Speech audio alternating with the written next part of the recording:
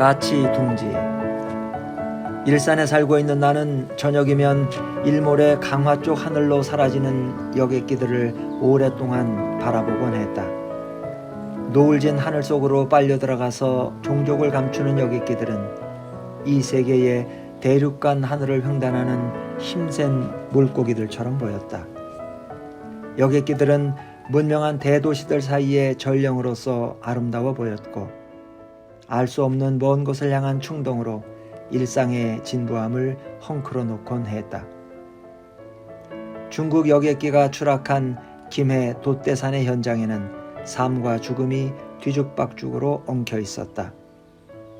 나는 죽음과 구별될 수 없는 일상의 삶에 대해 심한 모멸감을 느꼈다.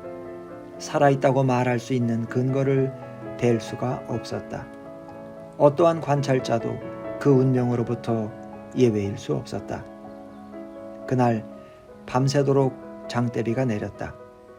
불에 탄 토막 시신들은 다시 비에 젖었다. 구조대원들은 조각난 시신이 물에 씻겨 내려가지 않도록 배수로를 파고 모래 가마니를 쌓았다. 산자와 죽은 자가 똑같이 가엾었다. 아침까지 비가 쏟아졌다. 사흘 뒤에 서울로 돌아왔다. 비행기가 떨어진 김해공항에서 다시 비행기를 타고 돌아왔다. 비행기가 이륙했을 때 사고 현장인 신어산 일대가 내려다 보였다. 산은 눈부신 실록으로 덮여 있었다. 나는 등판에 돋는 소름을 느꼈다. 다음 날 아침 출근길에 비는 그치고 실록의 가로수들은 봄빛에 빛났다. 광화문 동십자각 쪽 담장가 높은 가로수 꼭대기에 까치둥지 3개가 매달려 있었다. 지난해 여름에 까치가 살고 있었는데 겨우내 보이지 않아서 둥지를 버리고 딴 곳으로 갔겠거니 했다. 아침 출근길에 버스 안에서 나무 꼭대기를 올려다보니까 까치들은 여전히 그 둥지 주변에서 지저대고 있었다. 나뭇가지를 물어다가 낡은 둥지를 고치고 있었다. 비갯날에 눈부신 나무 꼭대기에서 제 입으로 물어온 건축자재로 제 집을 짓는 까치는 여객기를 타고 대륙을 횡단하는 인간보다 복받은 존재처럼 보였다. 며칠 전에 폭우 속에서 김해의 여객기 추락 현장은 구조대원들이 접근하기 어려울 정도로 곤죽이 되어버렸지만 광화문 가로수 꼭대기에 그 엉성한 까치 둥지는 떨어지지 않고 아침 햇살에 빛나고 있었다. 폭우가 쏟아지면 건물이 무너지고 저수지 뚝방이 터지는데 까치 둥지는 무슨 공법으로 지었기에 그 높은 꼭대기에 끄떡없이 매달려 있는 것인가? 나는 물론 그 대답을 모른다. 조류학 책을 뒤져보니까 새들의 둥지는 헐겁고 가벼워서 비바람에 저항하지 않고 나무와 함께 흔들리기 때문에 떨어지지 않는다고 적혀 있었다. 또 새들이 살고 있는 둥지는 끊임없이 조금씩 보수 공사를 하기 때문에 비바람에 대해서 유연한 힘을 유지하지만 새들이 버리고 떠난 둥지는 힘이 빠져서 비바람에 쉽게 떨어지는 경우가 있다고 적혀 있었다. 아마도 자연을 거스르는 것들의 강력함은 그 외형과 구조의 견고함에 의지하고 있는 듯하다.